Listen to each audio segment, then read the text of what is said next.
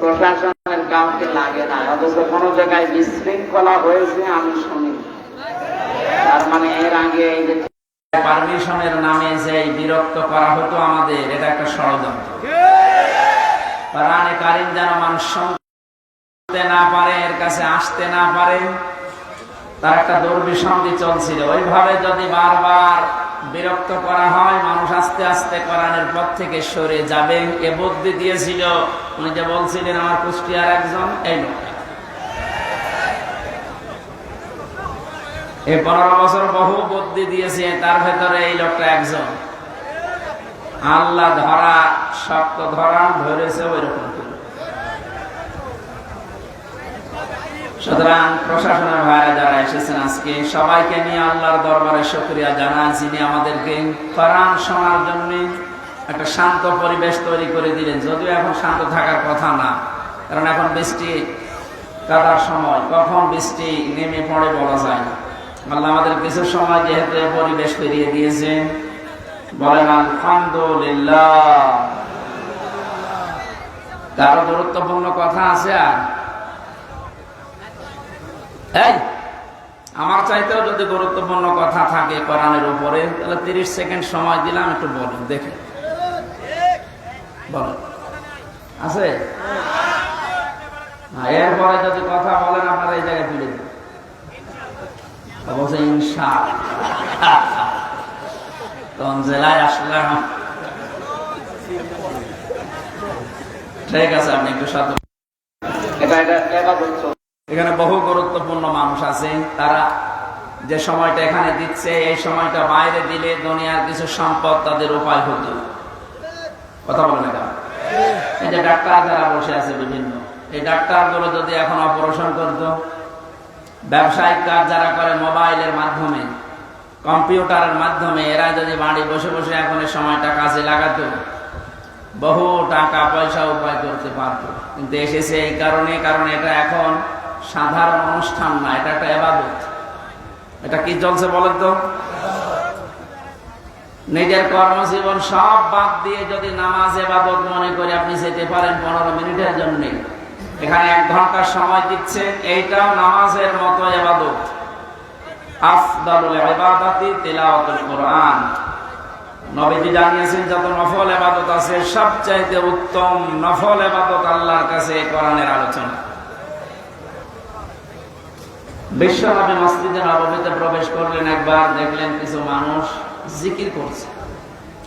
বাম দিকে তাকিয়ে দেখলেন কিছু মানুষ আল্লাহর কোরআনে কারীম নিয়ে আলোচনা করছে। বললেন দুই দলই ভালো কাজে আছে, তবে সবচাইতে উত্তম কাজে আছে তারা যারা কোরআন নিয়ে ব্যস্ত আছে। আমার আল্লাহ আমাকে এই মুহূর্তে নির্দেশ দিয়েছে যে কোরআনে কারীম নিয়ে যারা আলোচনা করছে, আমি যেন শ্রোতা হয়ে ওই ময়দানে বসে পড়ি। সিরাজগঞ্জবাসী মুসলমান হিসাবে অবশ্যই উপলব্ধি করতে পারছেন যে অনুষ্ঠানের দাম এখন কত। নবীজি যদি এখন জীবিত থাকতেন আর এই সিরাজগঞ্জের এই গোলচত্বর দিয়ে যদি হেঁটে যেতেন, বিশ্বনবী নিজে কোরআনের সম্মানে এই ময়দানে এসে শ্রোতা হয়ে বসে পড়তেন। এরকম একটা জায়গায় আপনি বসে আছেন, মনে করবেন এই জায়গায় নবী বসতেন। জীবনের সর্বোচ্চ খুশি এখন আমরা, এই জন্য বলছি আলহামদুলিল্লাহ। বৈষম্য বিরোধী ছাত্র আন্দোলনের শহীদ, প্রথম শব্দটা লিখেছেন আপনারা, শহীদদের আত্মার মাগফিরাত কামনা। এই যে শব্দটা অনেক দামি শব্দ। শহীদ এক যাকে তাকে বলা যায় না। আমি ব্রাহ্মণবাড়িয়া থেকে আসার সময় দেখি রাস্তার পাশে কবরে ব্যানার টাঙানো আছে, শহীদ ধীরেন্দ্রনাথ দত্ত। হ্যাঁ, আমার সামনে সত্য কথা বলছে। এই নাম শুনে বোঝা যাচ্ছে যে 7-8 টাকা ভাগাভাগি করতেছে, মরে গেছে। কথা বলেন না কেন? আমরা শহীদ আরো কিছু মানুষের নামের আগে পরে দেখতে পাই। আল্লামা শহীদ দেলাওয়ার হোসাইন সাইদি রহমতুল্লাহ আলাইহি, এটা শহীদ না? তিনি সারা জীবনে কামনা করতেন, আল্লাহুম্মা ইন্নী আসআলুকা শাহাদাতান ফি সাবিলিক। হে আল্লাহ, তুমি আমাকে যদি মরণ দাও, তোমার কাছে আমি চাই তুমি আমাকে শাহাদাতের মরণ দিও। জেলখানার ভেতরে উনি কিন্তু ধুকে ধুকে মরে যেতে পারতেন, তারপরও শাহাদত পেতেন। কিন্তু এমন জায়গায় আল্লাহ নিয়ে তাকে জালেমদের হাতে মৃত্যু দিয়েছে, কেউ যেন দুনিয়ায় সন্দেহ করতে না পারে যে উনি এমনি মারা গেছে। উনি যে শহীদ এটা এখন বাস্তব প্রমাণিত। এর কয়েকটা প্রমাণের ভেতরে 1 নম্বরে উনি হাসপাতালে ঢোকার আগে যে হাসিটা দিয়েছিল, এটা কোনো রোগী মানুষের হাসি না। ওনাকে রোগী বানিয়ে মেরে ফেলা হবে এই কারণে ওখানে নিয়ে গেছে। সুতরাং শহীদ এই ব্যাপারে কথা বলতে হলে খুব হিসাব নিকাশ করে বলবেন। কোরআনে কারিমে আল্লাহ জানিয়েছেন, মুখ দিয়ে যেহেতু মানুষ কথা বলে এজন্য মুখের উপরে নোটিশ দিয়েছেন, এই মুখ দিয়ে কথা বলবি না। ওয়ালা তাকুলু লিমান ইউকতালু ফি সাবিলিল্লাহি আমওয়াত বাল আহইয়াউ ওয়ালাকিন লা তাশউরুন। সূরা বাকারার 154 নম্বর আয়াতে আছে, তাফসীরে ফি জিলালিল কোরআনের ব্যাখ্যা আছে, আমি শুধু সামারাইজ করে একটু অল্প বলছি। আল্লাহ পাক বলেন মুখ দিয়ে কথা কখনোই বলবি না, শুধু একজন দুইজন না, তাকুলু বহু বচন। কেউ এ কথা জীবনেও বলবি না যে যারা শহীদ হয়েছে, যারা মারা গেছে। যদিও কয়েকদিন আগে কয়েকটা ভিডিও দেখছিলাম, আহলে হাদিস, আহলে কোরআন বিভিন্ন নাম নিয়ে তারা এ কথা বলতে চাচ্ছিল বা বলিয়েছিল যে শহীদ আবু সাইদ নিজে বুক পেতে আত্মহত্যা করেছে, শহীদ হয়নি। আমি গতকালকে আবু সাইদের কবর দেখে আসলাম, কত বর্ষ দিন। সিরাজগঞ্জবাসী, শুধু আপনাদেরকে না রেকর্ড হচ্ছে, এটা তামাম দুনিয়ার মানুষকে বলছি, শহীদদের ব্যাপারে কথা বলতে হলে হিসাব করে বলবেন, কারণ আল্লাহ নিজে এটা মুখের উপরে নোটিশ জারি করে দিয়েছেন, কথা বলা যাবে না।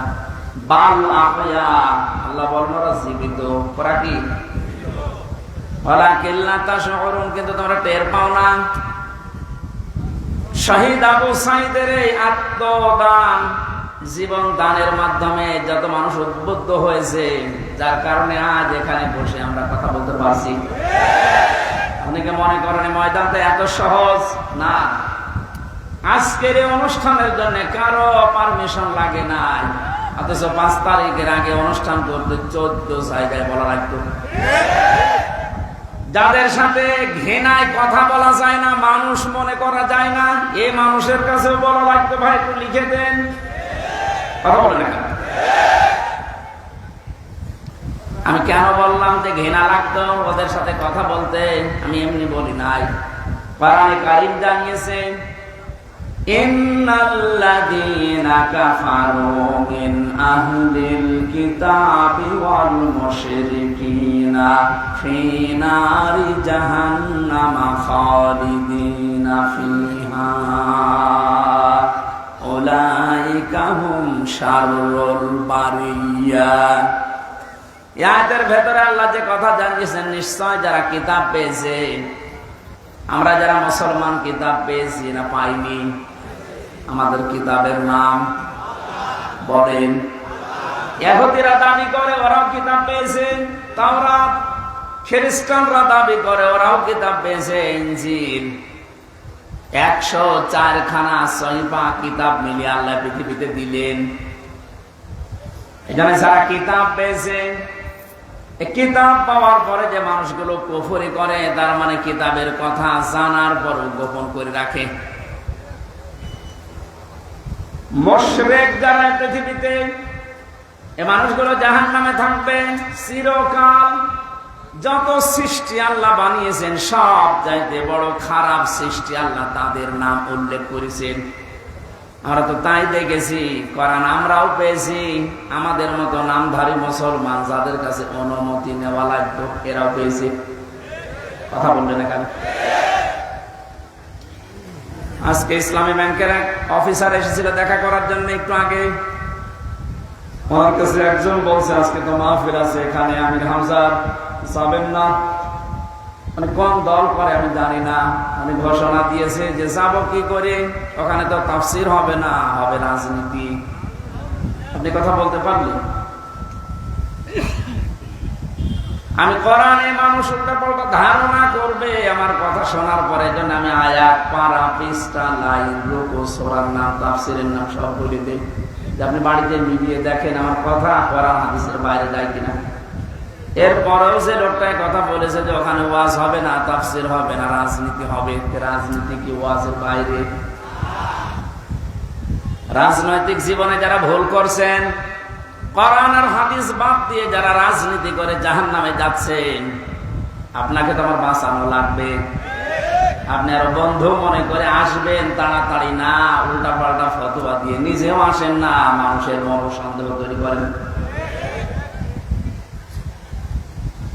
যিনি কথা বলেছেন তিনি ভুল পথে আছেন। আপনি এখন যদি তাওবা না করেন যে ওখানে গেলে রাজনীতি হবে, তাফসীর হবে না, আপনি যদি একটা সজ্ঞানে বলে থাকেন, আপনার ঈমান নষ্ট হয়ে গেছে। কারণ রাজনীতি এই শব্দটা কোরআনে নেই। বলেন,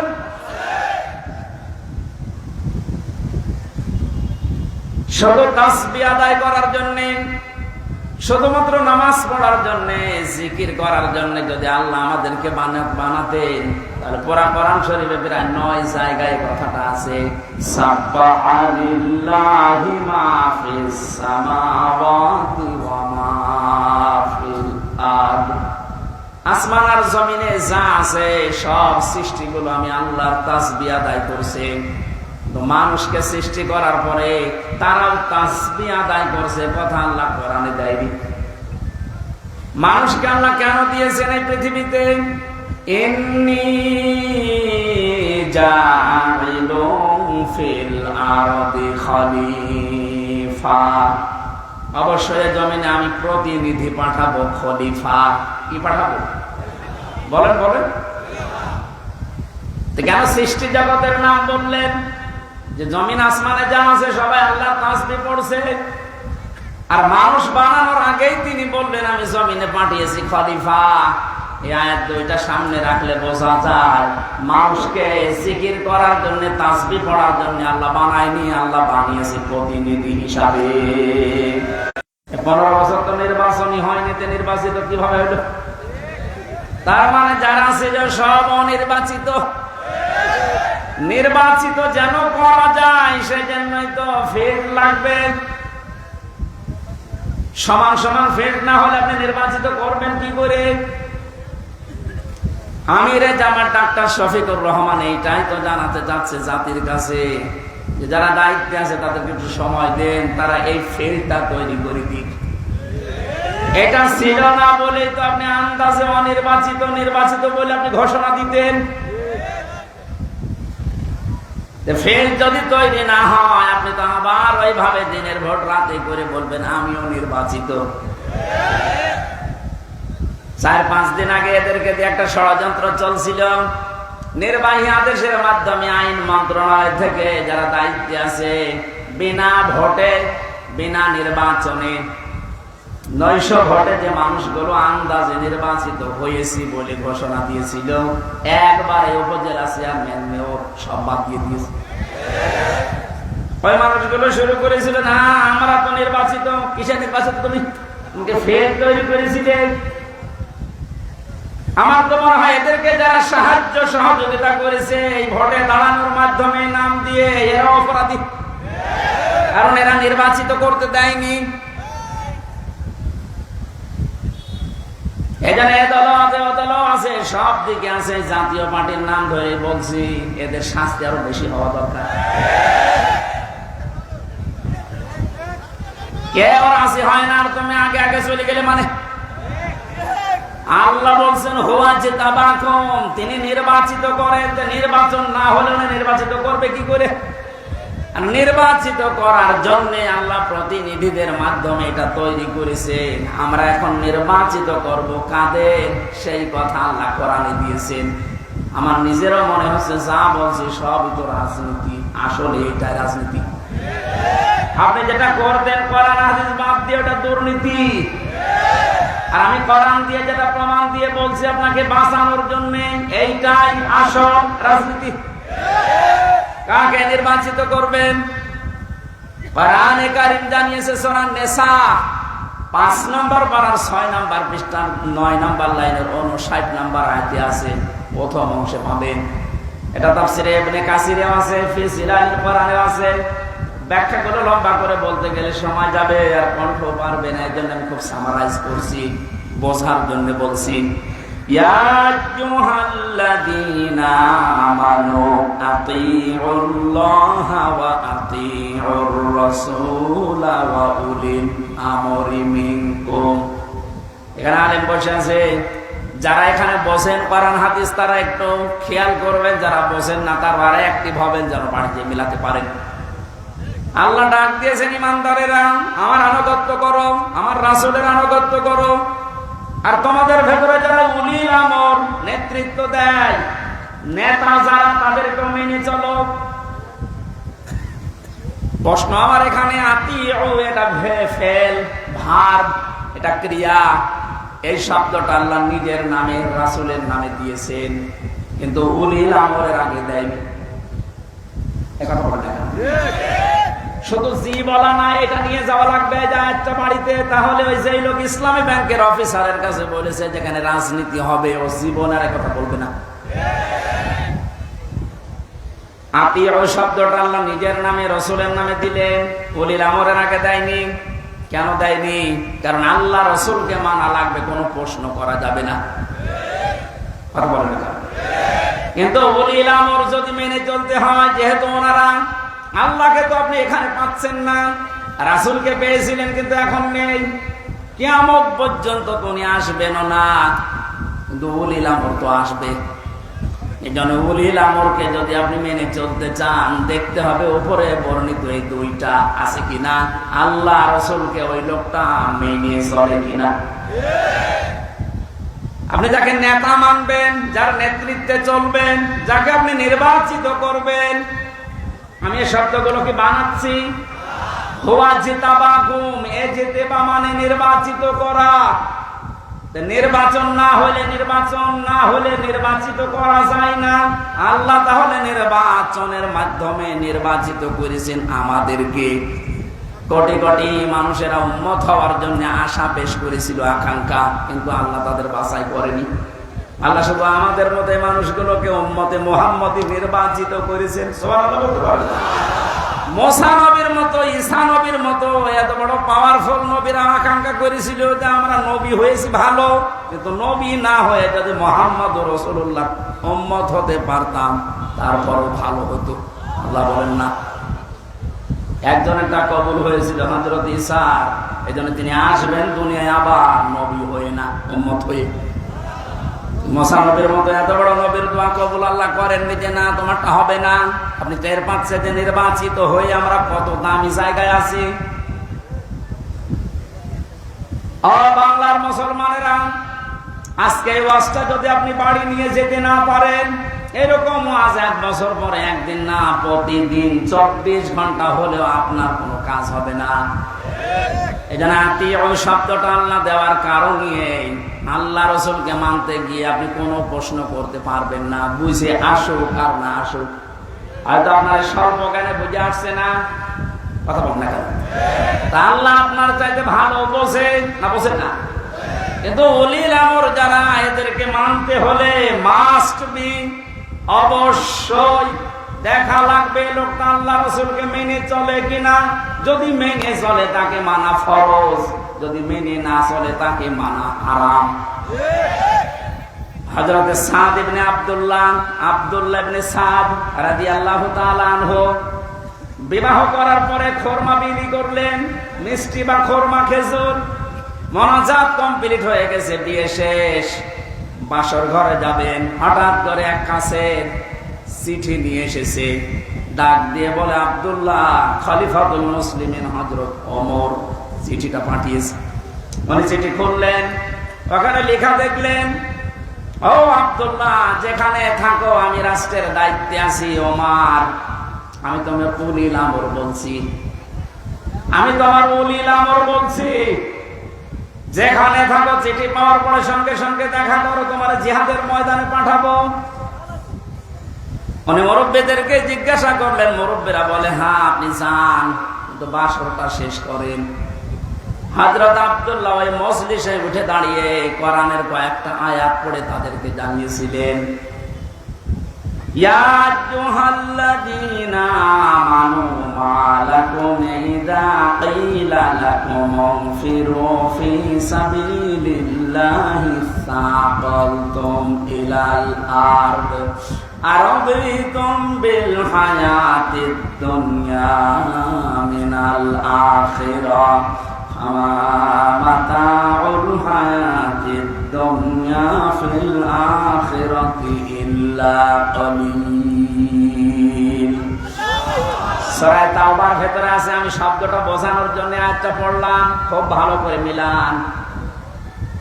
তিনি মুরব্বীদেরকে বললেন, হে আমার মুরব্বীরা, আমার মাথার তাজ আপনারা, সম্মান করে আপনাদের। আল্লাহ কি ডাক দিলেন আমাকে, ঈমানদারেরা, যখন তোমাদেরকে আল্লাহর রাস্তায় বের হওয়ার জন্য বলা হয় তখন তোমরা মাটি কামড়িয়ে পড়ে আছো।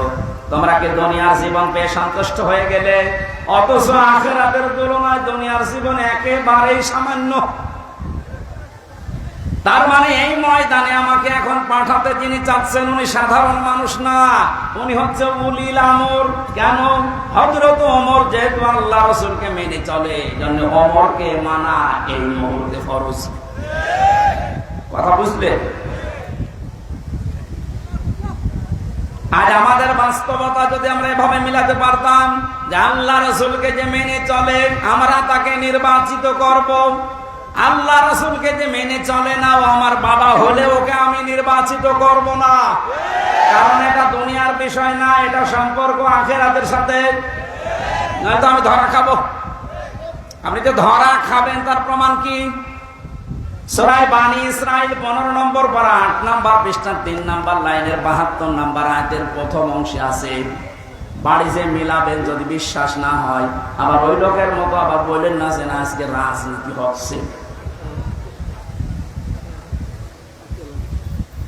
ইয়াউমা নাদউ কুল্লা উনাসিন বিইমামিহিম। আল্লাহ পাক বলেন কিয়ামতের দিন আমি প্রতিটি মানুষকে বিচারের দ্বিতীয় স্টেপে, প্রথম স্টেপে ডাকবে একা একা, আর দ্বিতীয় স্টেপে প্রতিটি মানুষকে আল্লাহ ডাক দেবে তার নেতার সাথে। কার সাথে? আগে নেতা, এরপরে কর্মী। এটা রেকর্ড হয়ে সারা বাংলাদেশে কালকে ছড়িয়ে যাবে। 18 কোটি। আপনার নিজের বিবেকের কাছে বলেন তো, কিয়ামতে প্রতিটি মানুষকে আল্লাহ যেহেতু তার নেতার সাথে তুলবে, যে নেতার আদর্শ আপনি মেনে চলেন, যাকে নির্বাচিত করবেন বলে আপনি ভোট দেওয়ার সিদ্ধান্ত নিচ্ছেন, আপনি নিজে থেকেই বলেন ওই লোকটা যদি কিয়ামতে আপনার সামনে দাঁড়ায় আপনি তার পেছনে। আল্লাহ তো আগে ওকে দেখবে, এরপরে আপনাকে। আপনার কি মনে হয় ওর যা অবস্থা, ওর যা চরিত্র, ওর যা সুরত সিরাত, ওরে দেখলে আল্লাহ মাফ করবে বলে মনে হয়? দেখলেন? বলছেন না তো, এখন ধরা খাবে।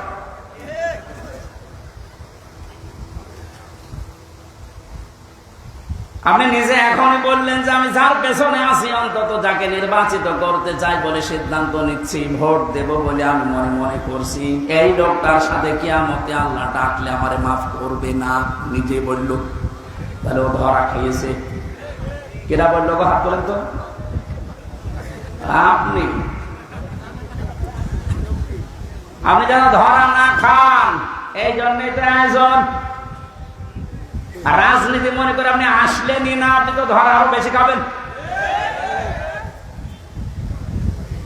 পাগলকে যদি বলা হয় নৌকা নাড়াবি না, ও বলে আমার মনে ছিল না। আরে ভাই, আমি তো আজকে কবরের ওয়াজ করবো বলে এসেছিলাম, আপনি কি মনে করে দিলেন? মনে যখন করে দিয়েছেন আপনাকেও বাঁচাতে হবে, আমার বাঁচতে হবে। এই জন্য উলিল আমর মানার ক্ষেত্রে খুব সতর্ক। এটা দুনিয়ার বিষয় না, এটা রাজনীতি মনে করবেন না, এটা আপনার আখিরাত জড়িত। আল্লাহ তুমি আমাকে যেভাবে বুঝিয়েছো কোরআনে কারীম, সবাইকে ওই সহজ ভাবে বোঝার তৌফিক দাও। তাহলে নির্বাচিত এই শব্দটা কোরআনে আছে না নেই? তিনিই নির্বাচিত করেন তোমাদেরকে তার দ্বীনের জন্য, এবং দ্বীনের উপরে চলতে গিয়ে যত বাধা আছে সব বাধাগুলো আল্লাহ নিজের থেকে দূর করে দেন। এই হওয়ার ফাইল আল্লাহ নিজে জেলানির সাহেব যেটা ইঙ্গিত দিয়েছিলেন যে অনেকের ইমানে 15 বছরে প্রায় নড়বড়ে হয়ে গিয়েছিল। এটা সেলখানার অন্ত প্রকোষ্ঠে থাকলে আরো বেশি হয়ে যায় অনেকের। আমারও প্রায় কি হচ্ছে, এত কিছু হয়ে গেল, কিছুই করেন আল্লাহ। আল্লাহ বলেন দিনের উপরে যদি সত্য সত্যই টিকে থাকতে পারো, যত বাধা বিপত্তি ঝড় ঝাপটা আসবে আল্লাহ নিজে ওটা দূর করে দেবে। এটা যে আল্লাহ নিজে দূর করে দিয়েছে। আমরা অনেকে মনে করছি ছাত্রদের কারণে, না, আল্লাহ নিজে দায়িত্ব নিয়ে পাথর সরিয়েছে। ছাড়া এ পাথর সরানোর জন্য শুধু ছাত্ররা না, আল্লাহ যদি নিজে দয়া না করতো কখনো জালেম পালাতো না। ওর মনের ভেতরে আল্লাহ এত ভয় তৈরি করে দিয়েছে, দলীয় লোকগুলোকে বলে যাবে সে সময় পায়নি। মাঝখান থেকে পাগল এখন বিপদে আছে। আমার মনে হচ্ছে পাগল গুলো বেশি অত্যাচার করেছিল এই যে হারুন আঙ্কেল।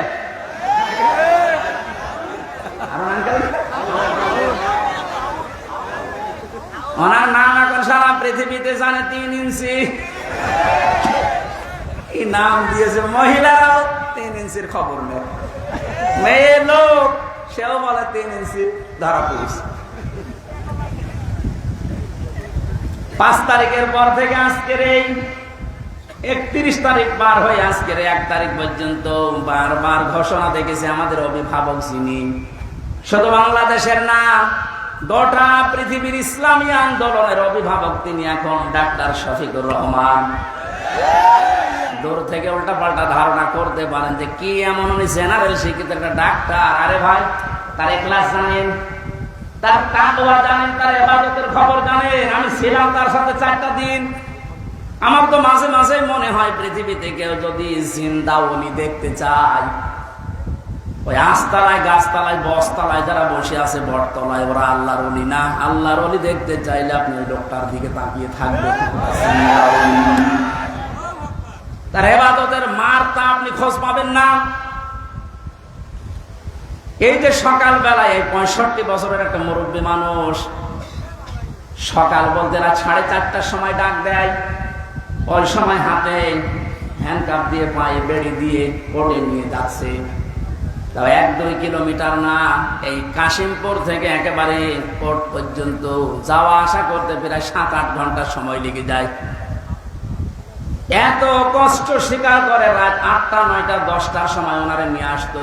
ওনার যেন দেরি হয়, যেন কষ্ট হয়।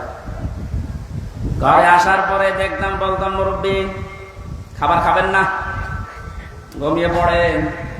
আমার বলছে, হামজা ঘুমাও। পাশেই ছিলাম, মাঝে মাঝে জিজ্ঞাসা করতাম যে এত কষ্ট করে আসলেন, ঘুমাবেন না? আমারে বলছে ঘুমাও, আমি এখন কিছু সময় আল্লাহর জিকির করব, দরুদ শরীফ পড়ব। 2-2.5 ঘন্টা ঘুমিয়ে, যে মানুষটা রাত 9:30, 10টার সময় কোর্ট থেকে এসে 2 ঘন্টা 2.5 ঘন্টা পর্যন্ত ঘুমিয়ে এরপরে তাহাজ্জুদের নামাজে, হাফেজ কিনা আমি জানি না, যতটুকুই পড়তো, এরপরে সেজদায় পড়ে যেত। 40-45 মিনিট, 1 ঘন্টা দেখি সেজদায় পড়ে আছে। ভোর পর্যন্ত যার সাদা দাড়িগুলো, সাদা চুল সব সাদা হয়ে গেছে, টপ টপ করে পানি পড়তো, শুধু হাত তুলে সেজদার পরে বসে আছে। আমার তো সেজদা লাগে 1.5 মিনিট, 2 মিনিট, আর ওনার সেজদা লাগতো 45 মিনিট, 1 ঘন্টা, 1.5 ঘন্টা কেটে যেত এক সেজদার। আমার 12 রাকাত তাহাজ্জুদ মিলে মাত্র 1.5 ঘন্টা ওনার এক সেজদায় চলে দিত। বাকি তাকওয়ার খবর তো বাস্তবে আপনি টের পাননি। প্রতি সোমবার, বৃহস্পতিবার রোজা রাখার নিয়ম। কয়জন মহারথী আছে এখানে আমল করে? সারাটা জীবনে আমল করতে করতে আসতেছে। ধারণা করে দূর থেকে, কি জানে, এত ডাক্তার মানুষ। তার যে ইলমের বহর, একটা জেনারেল মানুষ হয়ে কোরআনে কারিম এরকম গভীর গভীর কথা বলা আমি বিশ্ববিদ্যালয়েও পাইনি। আরে ভাই, আমি তো ভার্সিটিতে শেষ করে আসলাম, আমাদের বহর তো আমি দেখেছি। ডাক্তার মানুষের কাছে থেকে কোরআনে কারিমের শব্দের এত গভীরে যেতে পারতেন আমি দেখেছি বাস্তবে। যে জীবনে ওই রকম কথা আমি কোনোদিন শুনি নাই। অনার্স মাস্টার্স করেছিলাম, তো এক একটা শব্দ যখন বলতেন এমন এমন শব্দের অর্থ নিয়ে আসতেন যে কোনোদিন কল্পনা আসে না যে শব্দের ভেতরে থাকতে পারে। দিনের ওপরে চলতে গিয়ে কোন বাধা আল্লাহ নিজের থেকে দূর করে দেয়, রাখেন না। এটা আমি আগে জানতাম না, ওই সময় জেনেছি। আল্লাহ পাক বলেন, তোমাদেরকে যেহেতু আল্লাহ নির্বাচিত করেছে লক্ষ লক্ষ কোটি কোটি উম্মত থেকে, সুতরাং তোমাদের দাম কম না, অনেক বেশি। তোমাদের পরে ঝড় ঝাপটা বিপদ আপদ আসবে আল্লাহ জানে, কিন্তু আসলে আল্লাহ থাকতে দেবে না, স্থায়ী হতে দেবে না। আল্লাহ নিজে দায়িত্ব নিয়ে ওই ঝড় ঝাপটা বিপদ আপদ তার নিজের দায়িত্বে দূর করে দেবে। আল্লাহ এইটাই করে দিয়েছে। এই কথা বলে না কেন? 15 বছরে কত মহারথী তো চেষ্টা করলো, সব চেষ্টা প্রায় বিফল হয়ে গেছে। ছাত্র আন্দোলনের নামে যারা নেমেছিল এই মানুষগুলোর সাথে মাস্ট বি আল্লাহ আবাবিল পাঠিয়েছিল। জালেমদের মনের ভেতরে আল্লাহ ভয় তৈরি করে দেন। এ দায়িত্ব কার? আরো জোরে। এটা তৈরি করেন কাদের কারণে? যে মানুষগুলোর ভেতরে ইখলাস আছে যত বেশি, তাকে দেখলে জালেমরা ভয় পায় তত বেশি। আমরা 15 বছর অনেক জালেমকে ভয় পেয়েছি তার অত্যাচারের কারণে, আর আমিরে জামাতকে এখনো জালেমরা ভয় পায় তার তাকওয়ার কারণে। বাংলার মুসলমানেরা, আমি যেটা বোঝানোর জন্য পর্যন্ত এসেছিলাম, শহীদ যারা হয় এদের নিয়ে যারা উল্টা পাল্টা ধারণা করেন, কোনদিন এই মুখ দিয়ে কথা বলবেন না যে ওনারা মরে গেছে, এমনি না, ওনারা জীবিত, কিয়ামত পর্যন্ত শুধু জীবিত এইটাই থাকবে। আমরা টের পাই না। এর পরের কথা আল্লাহ দিয়েছেন, মানুষ যেহেতু ধারণা করতে পারে, মুখে হয়তো বলে না, কিন্তু ধারণা করতে পারে যে মরে গেছে। আল্লাহ ধারণার উপর নোটিশ দিয়েছে, ধারণাও করা যাবে না। বালা হিয়াউন, বরং তারা জীবিত, বরং তারা কি? আরো জোরে। ইনদা রাব্বিহিম ইরসাকুন, তারা তাদের রবের কাছে খাবার খাচ্ছে। শহীদ আবু সাইদের বাড়িতে গিয়েছিলাম, যে গরিব মানুষ, 6টা ছেলে ওনার, এটাই ছোট। ওনার বাবা আমারে বলছিল যে অবস্থায় ওদের বাড়ি ঘর দেখলাম, আমার মনে হয় 3 বেলা পেট পুরে খাবার খাওয়ার মতো পরিবার না। আল্লাহ তার জীবনটা এত বেশি পছন্দ করেছিলেন, সাধারণভাবে মরণ দেয়নি। এত সাহস তার বুকের ভেতরে দিয়েছিলেন, জালেমদের সামনে জীবনটা দিয়ে শাহাদত বরণ করে কিয়ামত পর্যন্ত জান্নাতি খাবার খাবে। কোন সন্দেহ নেই যে কিয়ামত পর্যন্ত আল্লাহ খাওয়াবে। কারণ যেহেতু মরে না, জীবিত থাকে, আর জীবিত থাকলে খাওয়া লাগে, খাওয়া লাগে না? আর খেলে রক্ত গোশত তৈরি হয়, খাবার খেলে মানুষের রক্ত গোশত তৈরি হয়। ওই দিন আমার মাহফিল, দিন রাতের বেলা গিয়েছিলাম ওখানে, রাত 9:30টার পরে অনুষ্ঠান ছিল আমার গাইবান্ধার গোবিন্দগঞ্জে। ওখানে এসে উঠলাম, জেলা আমির সাহেব এসে আমার বলছে, আমির হামজা, 1 মাস আগে এখানে সাব্বির নামে একামতে দিনের একজন, ওকে মেরে ফেলা হয়েছিল। 1 মাস পরে ওর কবর খুঁড়ে কবর ভেঙে গেছে বৃষ্টিতে, দেখলাম ওর কবরের ভেতর থেকে তাজা রক্ত পাওয়া যাচ্ছে। সিরাজগঞ্জবাসী, আল্লাহর কসম করে বলছি, কোরআনের আয়াত আমি 100% বিশ্বাস করি। শাহাদত বরণ করলে সত্যি এরা কিন্তু মরে না, এরা জীবিত। আর জেগে থাকলে যেহেতু খাওয়া লাগে, আর খেলে মানুষের রক্ত গোশত চর্বি চামড়া তৈরি হয়। 1 মাস পরে এই জন্য কবর ভেঙে যাওয়ার পরে দেখা যাচ্ছে ওর রক্ত, টাটকা রক্ত। তার মানে আল্লাহ 1 মাস তাকে না খাওয়িয়ে রাখে নাই। না খাওয়িয়ে রাখলে তো পাওয়া যেত না। কথা বল না কেন? একটা বাস্তব আর একটা প্রমাণ দিচ্ছি, হাদিস। হযরতে হামজা রাদিয়াল্লাহু তাআলা আনহু, তার একটা ছোট্ট মেয়ে ছিল। সে শহীদ হওয়ার পরে নবীদের কাছে এসে বলেছিল, ভাই, আমার বাবা যে শহীদ হয়েছে, আপনার মুখে আমি শুনেছি, কোরআনে আছে যে শহীদরা মরে না, জীবিত, ওরা নাকি জান্নাতে ঘুরে বেড়ায়। আমার বাবা যে শহীদ হয়েছে জীবিত, আমি তা দেখতে চাই। নবীজি বললেন, বোন আমার, কি করে দেখাবো এখানে তোমাকে? হঠাৎ করে ছোট মেয়েটা আকাশের দিকে তাকিয়ে বলছে, আব্বু আমি এখানে।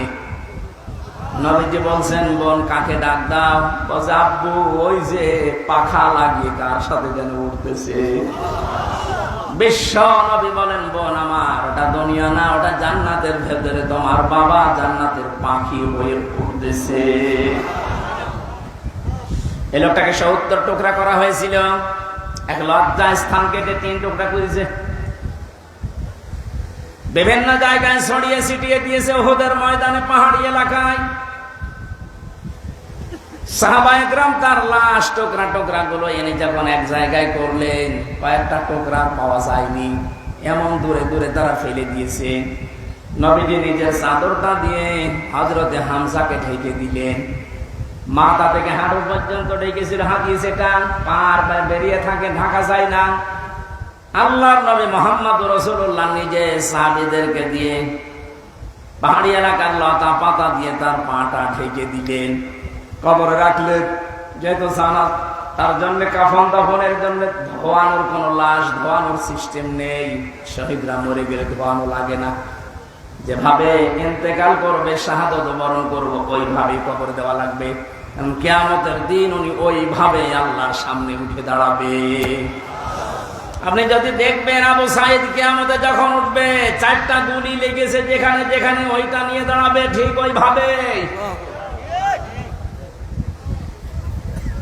আল্লাহ জিজ্ঞাসা করবে, আবু সাঈদ তোমার শরীরে এতগুলো গুলি, রক্তের দাগ কেন? বলবে, আমি সালেমদেরকে হটানোর জন্য, মানুষের অধিকার প্রতিষ্ঠার জন্য চেষ্টা চালিয়েছিলাম।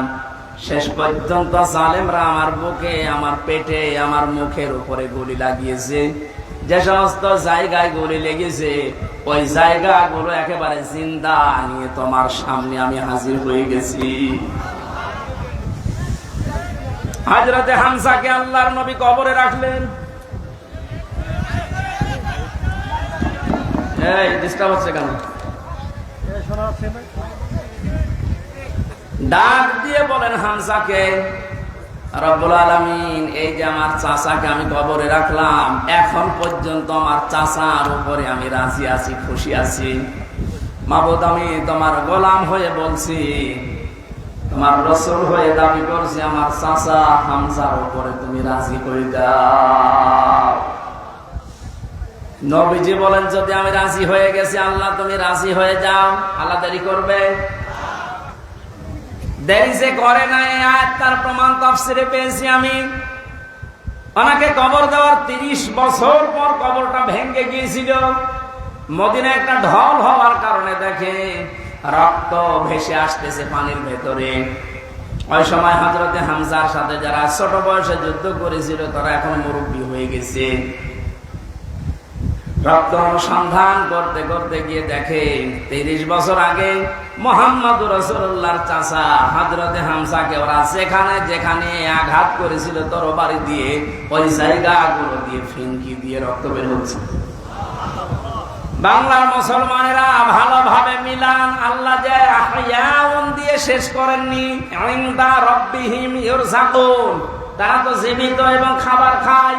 উনি যে খাবার খেয়েছে তার প্রমাণ 30 বছরের তাজা রক্ত। কথা বলেন না কেন?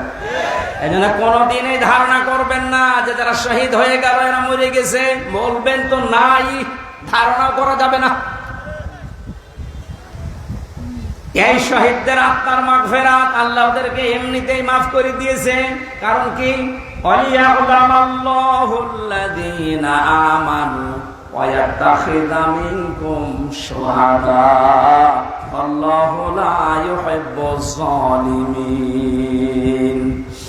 রব্বুল আলামিন বলেন, কিছু মানুষকে আমি সাধারণভাবে মরণ দিতে চাই না, যার ঈমান এবং যার অ্যাক্টিভিটিস কাজকর্ম আমার কাছে পছন্দ হয়, ওই মানুষটাকে আমি আল্লাহর শাহাদাতের মরণ দিয়ে ধন্য করে দেই। আর জেনে রাখো আয়াতের শেষের কথা, আল্লাহু লা ইউহিব্বুয যালিমিন, কোন জালেমকে আমি ভালোবাসছি না, বাসবো না। এটা মোজারে, বর্তমান, ভবিষ্যৎ, প্রেজেন্ট, ফিউচার। এখানে জালেম যারা, তাদের কপাল বড় খারাপ। আপনার দুনিয়াও শেষ, আখিরাত তো শেষই। আমি দোয়া করলেও হবে না জালেমদের জন্য, কারণ আল্লাহু লা ইয়াহদিল কওমাজ জালিমিন, জালেমদেরকে আল্লাহ হেদায়েত দিচ্ছে না, দেবে না। আমরা আর চাই করে যেন জালেম হয়ে না যায়। এই শব্দটা যেহেতু খুব গুরুত্বপূর্ণ, জালেম। আজ অনেক জালেম বিদায় নেওয়ার পরে এখন অনেকে নব্য জালেম হওয়ার জন্য চেষ্টা চালাচ্ছে। গতকালকে চুয়াডাঙ্গার একটা খবর শুনলাম, আমি কোরআনের আয়াতের সাথে মিলিয়ে আশ্চর্য হয়ে গেছি। জালেম বিদায় নিল, এ জালেম আসলো কোত্থেকে? সূরা বাকারার 114 নম্বর আয়াতটা, এই এদিকে তাকা। ওমান আযলামু মিম্মান মানাআ মাসাজিদাল্লাহি আইয়ুযকারা ফীহা ইসমুহু ওয়া সাআ ফী খারাবিহা ইলা আখির আয়াত।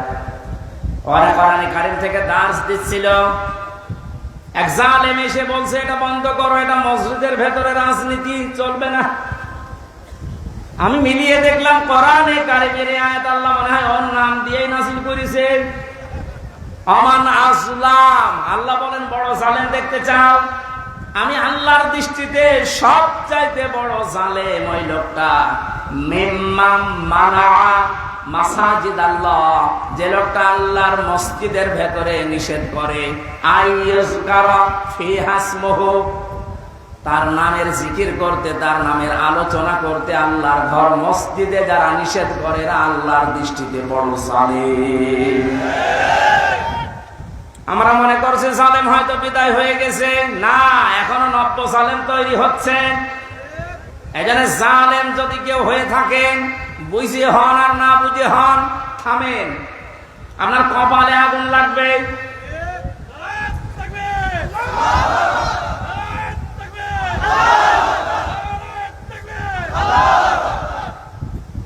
এটা সূরা শুআরার ভেতরে আছে, শেষ নাম্বার আয়াত। আল্লাহ বলেন অতি শীঘ্রই জালেমরা তাদের পরিণতি, তাদের আশ্রয়স্থল দেখতে পাবে। এই জালেমরা যেমন আজ দেখতে পাচ্ছে, এত বড় দরবেশ কেউ দেখলাম জুলুম করার ফল কি? দাড়ি কেটেও বাঁচতে পারে না। আল্লাহ বলেন জালেমদেরকে আমি ধরি, কারণ জালেমের বিরুদ্ধে আমার মামলা। কার মামলা? শব্দটা লক্ষ্য করেছেন?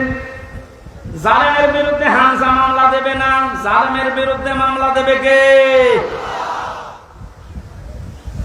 ডাক্তার শফিকুর রহমান আজকেও ঘোষণা দিয়েছে কুষ্টিয়ায় যে আমরা সবাইকে সাধারণ ক্ষমা করে দিলাম, কিন্তু যে পরিবারগুলো অত্যাচারিত হয়েছে তারা যদি এখন অত্যাচারের প্রতিশোধ নিতে গিয়ে কিছু করে, ওইটার জন্য আমরা দায়ী না। শব্দটা তো আসলে ঠিক, কারণ ওয়াইন আকাবতুম ফাআকিবু বিমিসলি মা উকিবতুম বি। আল্লাহ বলেন যতটুকু অত্যাচারিত হয় প্রতিশোধ অতটুকু নিতে পারবা। আমার তো যতটুকু মনে হচ্ছে এতটুকু নিলেও জালেমরা দুনিয়ায় টিকে থাকতে পারবে না। আপনাকে ব্যারিস্টার আরমানের মতো 8 বছর যদি মাটির নিচে ওই কবরের ভেতরে রাখা যায়, আপনি যত বড় জালেম হন এমনি মরে যাবেন।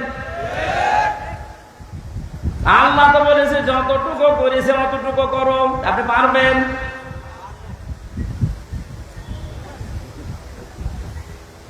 আমার উপরও যতটুকু অত্যাচার হয়েছিল, আমি চাই যাদের দ্বারা হয়েছে, যে মানুষগুলো ইঙ্গিত হয়েছে, আমি ওই মানুষগুলোকে অতটুকু না করে ছাড় দেব না। নিতাম কিচ্ছু জানি না, আপনি কেন আমার জীবনে এই কাজ দিলেন? যেভাবে রেখেছিলেন আমাকে আর মাওলানা মামুনুল হককে, কোন আলেমকে এত কষ্ট আমার বাংলাদেশে আমি আর শুনি নাই। আপনি আমার মতো একটা ছোট মানুষকে 24 ঘন্টা তালাবদ্ধ রেখে মনে হচ্ছে আমি ফাঁসির কন্টেম সেলে আছি, কত বড় অপরাধী। অথচ যে মামলাও দিয়েছিলেন, শাস্তি দিলেও 3 মাসের বেশি আপনি রাখতে পারেন না। এটা মূল্য চুরি মামলা। জালেমদেরকে মাফ করে দেওয়া মানে মজলুমের উপরে অবিচার করা। এক কথা বলছেন, সারা বাংলাদেশের 18 কোটি মানুষকে যদি আয়না ঘরের সাথে যারা জড়িত ছিল, সে যেই কয়জনই হোক, যারাই জড়িত এর সাথে, এদেশের 18 কোটি মানুষ যদি মাফ করে দেয়, ব্যারিস্টার আরমানের বউ মাফ করবে না। আপনার জায়গায় থাকলে আপনারও মনে হতো না আমি মাফ করবো না। আপনি যদি প্রথমেই বলে দিতেন যে তাকে আমরা মেরে ফেলেছি, মেয়েটা অন্য জায়গায় বিয়ে করতে পারতো। এক কথা বলছেন, এমন অবস্থায় রাখলেন তার বউটা বিয়েও করতে পারে না 8টা বছর। যুবতী মেয়ে এভাবে জীবন্ত যৌবন কঠিন বিষয়, আপনি টের পাচ্ছেন না। তাই এটা ঠিক রাখা কত কঠিন বিষয় উনি পার করেছেন। আপনি বলছেন মাফ করে দিন, মাফ করে দিন। মানে আপনার মেয়ে যদি হতো, এ কথা তো দুনিয়ার বিষয় না। জালেম যারা জুলুম করছেন আজ এবং নব্য জুলুম করার জন্য যারা প্রস্তুতি নিচ্ছেন, আপনি কিন্তু নিজের কপালে আগুন লাগাচ্ছেন। আল্লাহর ঘরের ভেতরে যদি আল্লাহর নাম, আল্লাহর কোরআনের কথা কেউ বলতে নিষেধ করে, এটা দুনিয়ার সব চাইতে বড় জালেম।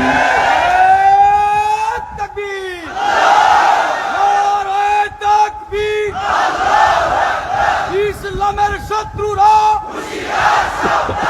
ইসলামের শত্রুরা,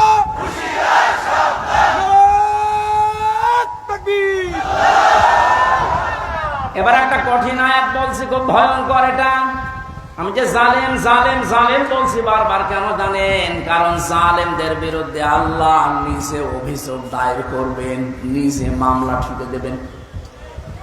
ইন্নামাস সাবিলু আলাল্লাযীনা ইয়াযলিমুনান নাস। সূরা শুরার 42 নম্বর আয়াত প্রথম অংশে আছে, আল্লাহ পাক বলেন অবশ্যই আমি আল্লাহ নিজে মামলা দেব জালেমের বিরুদ্ধে, যারা মানুষ হয়ে মানুষের উপরে জুলুম করেছে, অত্যাচার করেছে।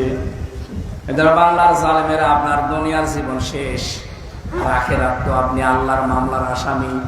যিনি বিচারপতি, যিনি রায় দেবেন, তিনি যদি মামলার বাদী হয়, আপনি তো একেবারে সরাসরি খালাস পেয়ে যাবেন। আমার মামলার যারা আসামি, মানে বাদী ছিল, যারা আমার মামলার যারা বাদী ছিল, তারা টাকা পয়সা বহু খেয়েছে আকিস গ্রুপের কাছ থেকে। গত পরশু দিন আকিসের মালিক আমারে বলছে, হুজুর আপনাকে আমরা চাকরি দিয়েছিলাম আমাদের মসজিদের খতিব হিসাবে, ওই শয়তানরা আপনাকে পেছে ফেলে আমাদের কাছে কয়েক কোটি টাকা 5 তারিখের আগ পর্যন্ত নিয়েছে। যদি 5 তারিখ না আসতো ওরা এখনো টাকা নিত। আমার মামলার আয়ু যে লোকটা মেজানুর রহমান, টেকের হাটে বাড়ি, আমার মনে হয় ওরে পেলে পিটিয়ে মানুষ জনগণ মেরে ফেলবে। আর বাকিগুলোর নাম একবার বলেছিলাম অজয় কুষ্টিয়ার এক মাহফিলে, তারা পরের দিন বলছে, হুজুর আর নাম বললেন না, কিছু হলে কিন্তু আমরা মারা পড়ে যাব। কেমন ভয় আছে জালেমরা দেখেন। তবে এই যে লোকটা, এই লোকটা 5 তারিখের আগের দিন 4 তারিখ রাত্রে টাকা নিয়েছে। এই মামলার আয়ুটা ওই এখন নাই, থেমে গেছে। আমার মনে হয় 5 তারিখ বাংলাদেশে না আসলেও শয়তান এখনো টাকা নিত।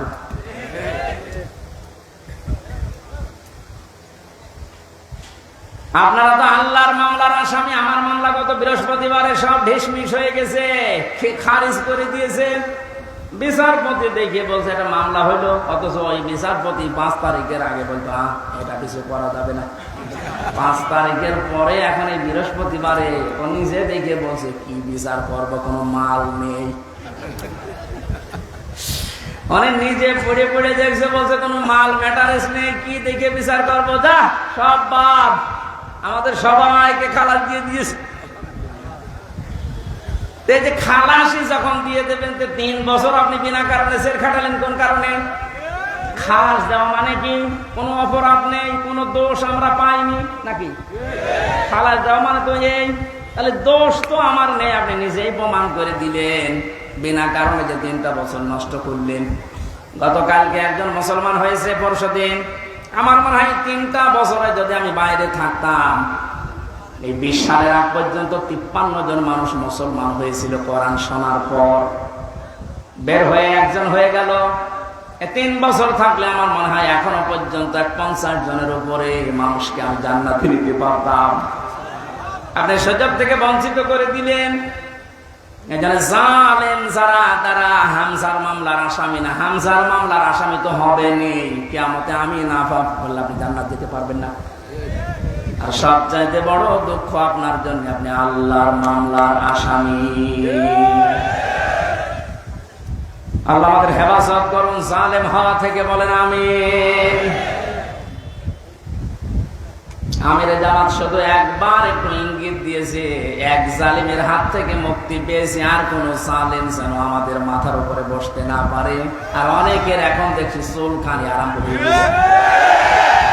কোন কারণ আপনার চুলকানি আসবে? আপনি কি জালিম? তার মানে আপনি নিজের থেকেই মনে মনে ভাবছেন যে আমি এগুলো করছি, সামনেও করব। আপনি জালিম। ঠাকুর ঘরে কে রে? আমি তো পারা খাই। অনেকে আপনার নাম বলে বলেছে, বলেন কোন কারণে নিজের দিকে টেনে নিন?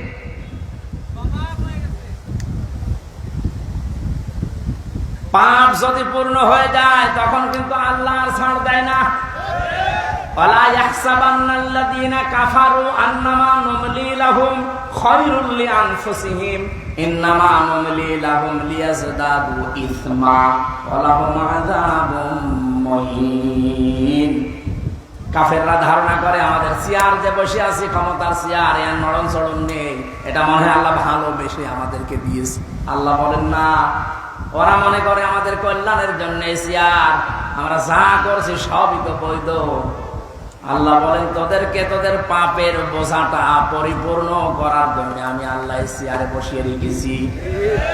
ওরা সর্বশেষ পাপের বোঝা পরিপূর্ণ করেছে ইসলামী আন্দোলন, একামতে দিন, জামাত ইসলামকে নিষিদ্ধ করার মাধ্যমে। এটা না করলে পাপের বোঝা পরিপূর্ণ হচ্ছিল না। যে শয়তানগুলোর পরামর্শ এটা করেছিল, শয়তান এখন সব ডিম খাচ্ছে, সবগুলো ডিম খাচ্ছে, পচা ডিম। কথা বলে না কেন? লিয়াজদাদু ইসমা, ওদের পাপের বোঝা 5 তারিখের আগ পর্যন্ত পূরণ হয়নি। যেই করেছে 1 তারিখে, 4 তারিখের ভেতরে আল্লাহ সব কমপ্লিট করে। ওয়ালাহুম আযাবুম মুহিন, ওদের জন্য অপমানজনক শাস্তি। এর চাইতে আর কত অপমান হবে বলেন? বলছিলেন না তার জেলামের যে কেক মারছে, আমার মনে হয় আমরাও সুযোগ পাচ্ছি না, সুযোগ পেলে আমরাও 2-1টা দিতাম। কারণ আপনারা যা করেছেন আমার সাথে, কম বেশি এই দেশে যদি 10 জন আলেমকে পরিস্থিতির দিক থেকে, এলেম আমল না, শুধু পরিস্থিতির দিক থেকে 10 জন মানুষকে সারা বাংলাদেশে চেনে, তার ভেতরে আমি একজন। এটার ভেতর থেকে শুনতে শুনতে আসে যে হামজা বলে একজন আসে। গাড়িতে আসার সময় মায়ের কোলে বসে বসে কি খাচ্ছে, চিপস খাচ্ছে, আর বলছে ওই যে হামজা বাস। তার মানে ও পেটের ভেতরে শুনে এসেছে যে হামজা নামে একজন আছে। এইরকম একটা পরিচিত মানুষের সাথে আপনি আমার মাজায় দড়ি দিয়ে, মায়ের ভেতরে বেড়ি দিয়ে, তাও ডান্ডা বেড়ি, হাতের ভেতরে আপনি হ্যান্ডকাপ দিয়ে, কালো কাপড় দিয়ে চোখ বেঁধে আপনি 11 ঘন্টা টাঙিয়ে রাখলেন, আপনি মানুষ। আবার যখন দড়ি দিয়ে টেনে নিয়ে যেত আদালত প্রাঙ্গণে, মনে হতো তো ছাগল টেনে নিয়ে যাচ্ছে। আর ওই কয়েকতলা আছে তো, ওই অন্য জায়গা থেকে একে অন্যের সাথে তাকিয়ে টিপ্পনি কাটতো, ঠিকই হচ্ছে। এবার আমরাও বলি যে ঠিকই হচ্ছে। ওই আপনি সব বলেন, আপনি সব বলেন।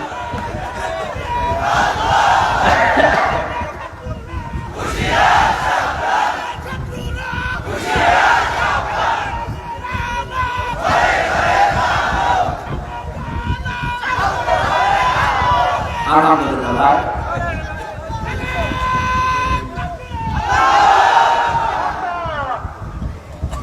আমাদের মুরব্বী আমাদের মাথার তাজের কথা মতো আপনাদেরকে আমরা মাফ করে দিলাম, কিন্তু আপনারা যা করেছেন, কোরআন হাদিস পড়ে যা বলছি, আল্লাহ আপনাদের মাফ করবে না, আল্লাহ নিজে আপনাদের বিরুদ্ধে মামলা দেবে। জালেম ছাড়া এবং জালেম এখন যারা নতুন করে হচ্ছেন, আপনারা আল্লাহর মামলার কেসের আসামি। খুব গুরুত্বপূর্ণ বিষয়, এটা খেয়াল করে জীবন চালাবেন। যে মানুষগুলো আপনার মাগফিরাত এবং রূহের আহত মানুষদের সুস্থতায় কামনায় তাফসীর মাহফিলের আয়োজনে, বিশাল আয়োজনে যারা আঞ্জাম দিয়েছে, যারাই খেদমত করেছে এত বড়, আল্লাহ প্রত্যেককেই তাদের মনের কামনা বাসনা পূরণ করুন।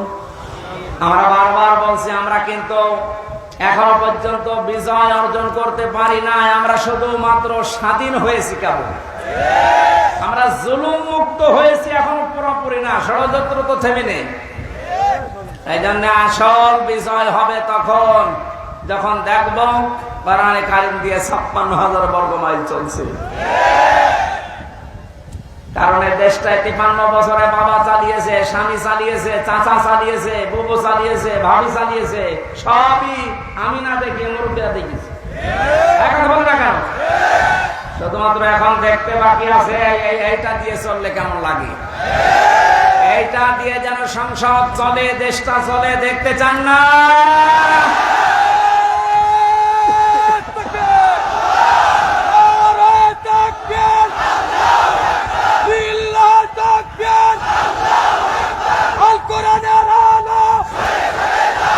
সংসদে জানো, আল কোরআনের আলো, সংসদে জানো, স্বৈরাচারীর আস্তানা এই জন্ম হবে না। অনেককে এখন এই নতুন একটা পায়দারা আজ 2 দিন থেকে শুনছি আরম্ভ করেছে যে ইসলাম যদি যায়, এরা ভুলভাল আপনাদেরকে বোঝাচ্ছে, যদি ইসলাম যায় মেয়েরা আপনারা কিন্তু আবার ঘরবন্দি হয়ে যাবে। এই জুজুর ভয় দেখিয়ে লাভ নেই, মেয়েরা এখন বুঝতেছে। আপনি স্ট্যাটাস গুলো পড়েন ফেসবুকে, অধিকাংশ মেয়েরা এখন বলতে চাচ্ছে ইসলাম আসলে আমরা মায়ের কোলে থাকবো। আমিরে জামাত ঘোষণা দিয়েছে যদি আল্লাহ আমাদেরকে কবুল করেন, মেয়েরা যে নিরাপত্তা পাবে কিয়ামত পর্যন্ত এই দেশের মেয়েরা ভুলতে পারবে না যে আবার কোরআন বাদে অন্য কিছু আসবে। এটা দেখাতে চাই, দেখাবো ইনশাআল্লাহ। কোরআনের সূরা সূরা, সূরা মানে সংসদ, সূরা মানে কি? যেহেতু সংসদ নির্বাচন সামনে আসছে, সংসদ নির্বাচন করার জন্য যে 7টা পদ্ধতি আছে, 7টা গুণ দেখে দেখে নেতা নির্বাচন করা যায়, ওই কথাগুলো আল্লাহ সূরা সূরার ভেতরে দিয়েছেন। আমরা মাত্র একটা আয়াত পড়েছি, আয়াতের নাম্বারও 7। কত? আমরা সবকিছু বাদ দিয়ে সরাসরি কোরআনের আয়াতে যাচ্ছি। আল্লাহ পাক বলেন ওয়াকাযালিকা আওহাইনা ইলাইকা, আমি এইভাবেই করে এই হে নবী আপনার প্রতি ওহী নাযিল করেছি। এই আয়াত নাযিল করা দেখে বোঝা যাচ্ছে এর আগে আল্লাহ বিভিন্ন নবীদের উপরে ওহী দিয়েছিলেন নাকি? ধারাবাহিকতায় বিশ্ব নবীও পেয়েছেন। আল্লাহর নবীকে আল্লাহ যেটা দিলেন কোরআনান আরাবিয়্যা, নবীকে যে আল্লাহ ওহী দিয়েছেন তার নাম আরবি কোরআন। কি কোরআন? এই ভাষাটা যেহেতু আমাদের মাতৃভাষা না, এই জন্য আমাদের কাছে একটু কঠিন লাগে, কিন্তু পৃথিবীতে সবচেয়ে সহজ ভাষা আল্লাহ জানিয়েছেন আরবি ভাষা। ওহী যেহেতু কোরআনে কারীম আরবি ভাষায় এসেছে, মুসলমানেরা আমাদেরকে এখন ইমানের দাবি অনুযায়ী আরবি ভাষায় শুদ্ধ করে কোরআন শিখতেই হবে, মাস্ট বি। আমি অনেক পীর সাহেবের মুরিদ, অনেক ইসলামী আন্দোলনের ভাইদেরকেও দেখেছি কোরআনে কারীমের কাছে যে ওরা দুর্বল। শুদ্ধ করে কোরআন পড়া বোঝার যে সিস্টেম গুলো চালু আছে, এটা 100 ভাগ এখন আমাদের ফলো করা লাগবে। আমি যতটুকু দেখতেছি প্র্যাকটিক্যাল লাইফে, যে রিপোর্ট গুলো পূরণ করা হয় প্রতিদিন 3 আয়াত 5 আয়াত 10 আয়াত আপনি যা পড়বেন শুদ্ধ করে পড়বেন, বুঝবেন এবং এটা লিখে রাখবেন। এই সিস্টেম যদি কেউ 4 মাস 6 মাস 1 বছর পালন করতে পারে, আস্তে আস্তে তারা শুদ্ধ হয়ে যাবে। আর এটা হওয়ার জন্য দেশে একটা বিশ্ববিদ্যালয় আছে, তার নাম জামাতে ইসলামী। আমি অন্য কোন জায়গায় এসে সিলেবাসটা পাইনি। আপনি যা যা করেছেন সবগুলো পয়েন্ট আকারে ওখানে লেখা লাগে। আপনার জীবন এমনি পরিশুদ্ধ হয়ে যাবে। নিজেকে যদি পবিত্র করতে চান, পরিশুদ্ধ করতে চান, ফিরে আসেন। আহ্বান জানাচ্ছি, দাওয়াত দিচ্ছি। নয়তো আবার বলবেন যে আল্লাহ আমি দাওয়াত পাইনি। এই জন্য দাওয়াত দিয়ে দিলাম। যদি বিশ্ববিদ্যালয়ে পড়ার ইচ্ছা থাকে, আপনি মূর্খ মানুষ হন, অসুবিধা নেই। বিশ্ববিদ্যালয়ে যদি পড়াশোনা করার মন মানসিকতা থাকে, ইচ্ছা থাকে, বাংলাদেশ জামাতে ইসলামীতে আপনি যোগ দিয়ে পড়া দেখবেন বিশ্ববিদ্যালয়ের মতো জীবন ঠিক ওই ধাঁচে গড়ে তুলবে। একটা মানুষ সব দিক থেকে পারদর্শী হয়, অথচ লোকটা দেখেন ডাক্তার। আজকে কুষ্টিয়াতে ভাষণ দেওয়ার সময় তিনি উদাহরণ দিচ্ছিলেন, উনি কিন্তু একটা সার্জন ডাক্তার, অপারেশন করতেন। তার মানে ডাক্তারি লাইনে উনি সর্বোচ্চ। কোরআনে কারীমের লাইনে তো আমি নিজে দেখেছি তার জ্ঞানের বদর এবং শুদ্ধ। হাদিসের লাইনে উনি পাণ্ডিত্য অর্জন করেছে অনেক আমাদের মতো হাজারো আলেমের চাইতেও বেশি। ইংরেজিতে বক্তব্য দিচ্ছে, অনেকে আছে ইংরেজি বক্তব্য দূরের কথা, ইংরেজির নাম শুনলে ভয় পায়। কথা বলছে না কেন? চারিদিক থেকে জ্ঞান অর্জন করার জন্য লোকটাকে যে জায়গা থেকে তুলে এনে নিয়ে এসেছিল আল্লাহ, ওখানে যদি এতদিন থাকতেন বড় নাস্তিক হয়ে যেতেন ইনুর মতো। সেখান থেকে আল্লাহ তুলে এনে কত বড় দায়িত্ব দিয়েছে তার মাথার উপরে। এখানে এই বিশ্ববিদ্যালয়ে আপনিও ভর্তি হতে পারেন, এখনো সুযোগ সময় আছে। আপনাকে আমরা জান্নাতে নিয়ে যেতে চাই বিশ্ববিদ্যালয়ে ভর্তি হওয়ার মাধ্যমে। সাফ কথা বলছি, জীবনে গুনাহগার যদি হয়ে থাকেন, গুনাহ অল্প স্বল্প যাই থাক, যদি একামতের দিন কায়েম করা লাগবে দিন, এই আন্দোলনের সাথে একনিষ্ঠভাবে ইখলাসের সাথে লেগে থাকতে পারেন, আমি কোরআন হাতে নিয়ে গ্যারান্টি দিতে পারি আল্লাহ আপনাকে জাহান্নামে দেবে না। সূরা সফের আয়াত। আবার বলছি, ইসলামী আন্দোলন যদি দুনিয়ায় করেন, একামতের দিন কায়েম করার জন্য ইখলাসের সাথে অ্যাক্টিভিটিস নিয়ে যদি ময়দানে থাকেন, কায়েম হলে ভালো, না হলো আপনার অসুবিধা নেই, আপনাকে আল্লাহ জাহান্নামে দেবে না। হ্যাঁ, জান্নাতেও দেবে না কয়েকটা কারণে। তার ভেতরে এক নাম্বার, আপনি যদি মা বাবার সাথে বিয়াদবি করে থাকেন জান্নাত পাবেন না। আর এই বিশ্ববিদ্যালয়ে আসলে মা বাবার সাথে বিয়াদবি করার কোনো রাস্তা খোলা নেই। সবগুলো একেবারে ট্রেনিং দিয়ে দিয়ে ওই পর্যায়ে নিয়ে যাওয়া হয়। মানুষের মতো মানুষ হওয়ার জন্য, দেশ প্রেমিক মানুষ হওয়ার জন্য এই দেশে ওপেন বলছি, ইসলামী ছাত্র শিবির ছাড়া কোনো রাস্তা খোলা নেই। আমি যদি চ্যালেঞ্জ দিতে চান, নিয়ে আসেন অন্য সংগঠনগুলো, আমি একটা শিবিরের ছেলেকে নিয়ে যাব, তামাম দুনিয়া সব নিয়ে আসেন। 100 ভাগ না হলে আমি 99 ভাগ গ্যারান্টি দিতে পারি। ওদের চরিত্র যদি 100 ভাগের 10 ভাগ ঠিক হয়, এর চরিত্র 100 ভাগের 70 ভাগ ঠিক থাকবে। আল্লাহ রাব্বুল আলামিন কোরআনে কারীমকে যেহেতু ওহী হিসাবে আরবি ভাষায় দিয়েছেন, এখানে সন্ধান একটা মাদ্রাসা আছে। আমি যে বাড়িতে ছিলাম তিনি বলছিলেন, আপনাদের একটা সুযোগ আছে আল্লাহর এই ওহীকে শিক্ষা করার জন্য, এরকম মাদ্রাসায় আপনি ভর্তি হয়ে যান, যে বয়সে থাকেন। কোরআন শুদ্ধ করা ছাড়া, কোরআন পড়া ছাড়া আল্লাহর নিকটবর্তী হওয়া যাবে না। ইমাম মালিক বলেছিলেন, মাবুদ তোমার প্রিয় হওয়া যায় কিভাবে? 100 বার তিনি আল্লাহকে স্বপ্ন দেখে একই কথা বলেছিলেন যে তোমার প্রিয় হওয়া যায় কি করে? আল্লাহ পাক বলেন, ইমাম মালিক কোরআন পড়ো, কোরআন পড়ো। উনি বারবার প্রশ্ন করতেন, আল্লাহ বুঝে পড়বো না বুঝে পড়বো? আল্লাহ পাক বারবার জবাব দিয়েছেন, বুঝে পড়ো না বুঝে পড়ো, শুদ্ধ করে পড়ো, তার তিলের সাথে পড়ো, আমি আল্লাহর প্রিয় পাত্র হয়ে যাবে। আমরা যেহেতু মালিকের প্রিয় হতে চাই, যেন আমাদের শুদ্ধ করে মাস্ট বিয়েটা পড়া শেখাই লাগবে। আল্লাহ রাব্বুল আলামিনের পরে বলেন, লিতুনযিরা উম্মাল কুরা ওয়া মান হাওলাহা। হে নবী, এই কোরআন দিয়ে আপনি মক্কার এবং মক্কার আশেপাশে যা আছে, এই আশপাশ বলতে তামাম দুনিয়া বুঝিয়েছেন আল্লাহ। তাফসীর ইবনে কাসিরে লিখেছে, ওমান হাওলাহা মানে সমগ্র পৃথিবী। সুতরাং এখন নবী নেই, উনি থাকলে এই কাজটা করতেন। সৌদি আরব থেকে বাংলাদেশে এসে আপনাদেরকে সতর্ক করতেন। এই সতর্ক বাণী পড়া কোরআন শরীফে আছে 500টা। কয়টা?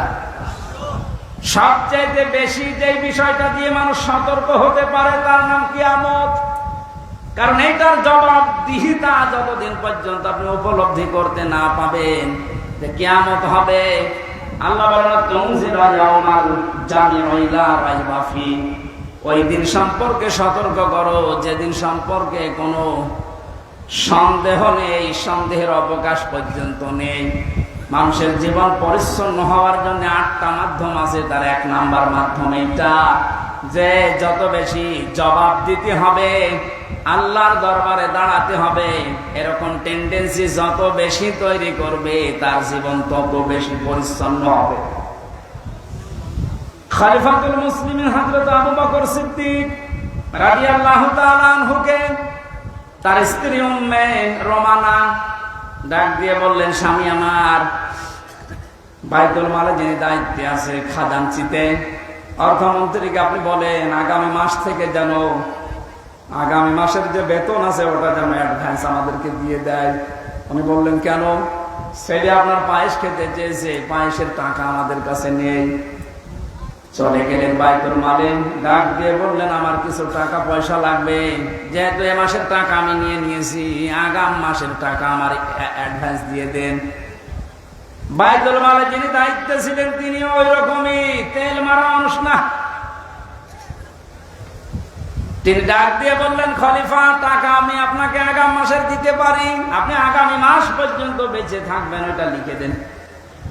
উনি বলছে টাকা আমার লাগবে না। বাড়িতে যে স্ত্রীকে বলছে, স্ত্রী আমি পারলাম না, আমাকে এই কথা শুনিয়েছে।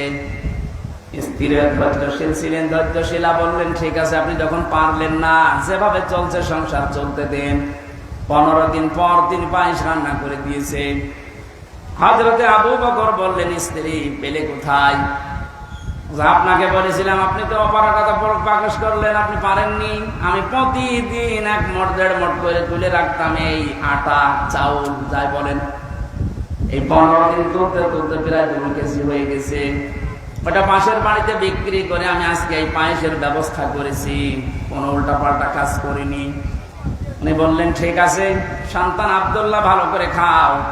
দৌড় দিয়ে চলে গেলেন বাইতুল মালের খাজানসির কাছে, বললেন বাইতুল মালের দায়িত্বে আছো, অর্থমন্ত্রী, আগামী মাস থেকে আমার বেতন যদি 12,000 টাকা দিতে থাকো তো 2,000 টাকা কম দিও।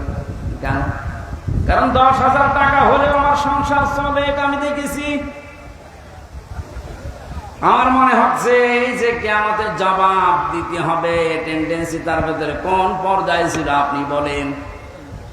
আর 1628 জন মানুষ দায়িত্বে আছে। দায়িত্বে যে সরকার আছে থাক, এর এই 1628 জন মানুষ শুধু এখন যদি আবু বকরের মতো চিন্তা নিয়ে দেশটা চালায়, আমার মনে হচ্ছে 16 ঘন্টায় এই দেশটা একেবারে রোল মডেল হয়ে যাবে। এতদিন যারা রোল মডেল করেছিল, কি মডেল দেখিয়েছেন আপনি? কি মডেল দেখিয়েছেন? এটা একটা জরিপ পেলাম আজকে, এটা শোনালে আপনার মাথা খারাপ হয়ে যাবে।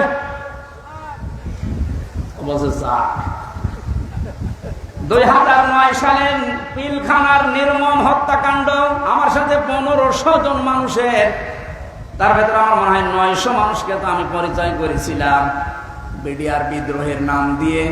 এই 14-15 বছর বেকার তারা জেল খাটতেছে, কিচ্ছু জানে না, এমনও মানুষ আছে। পঞ্চগড়ে এক মুরব্বীর সাথে পরিচয় ছিল, বলছে আমি রিটায়ার করবার 1 মাস পরে, অথচ 15 বছর 14 বছর আমি জেলে আছি। 2013 সালে হেফাজতের কর্মীদের শাপলা চত্বরে যে নির্মম হত্যাকাণ্ড, 2014 সালে একক নির্বাচন, 2018 সালে কোটা আন্দোলনকারীদের নির্মম নির্যাতন, 2018 সালে নিরাপদ সড়ক আন্দোলনকারীদের নির্মম নির্যাতন, 2018 সালের নির্বাচনী গায়েবী ভোট, বিরোধী দলীয় নেতা কর্মীকে গুম, খুন, হত্যা এবং আয়নাঘর, 11 লক্ষ কোটি টাকা বিদেশে পাচার, তার ভেতরে এক দরবেশী 36,000 কোটি টাকা, 11 লক্ষ কোটি। দলীয় প্রয়োজনে পুলিশকে ব্যবহার, বাক স্বাধীনতা কেড়ে নেওয়া, সর্বশেষ 2024 সালে কোটা আন্দোলনের নামে গণহত্যা। এর একটা অস্বীকার করতে পারবেন? আমি দেয়নি, বিবিসি দিয়েছে জরিপটা।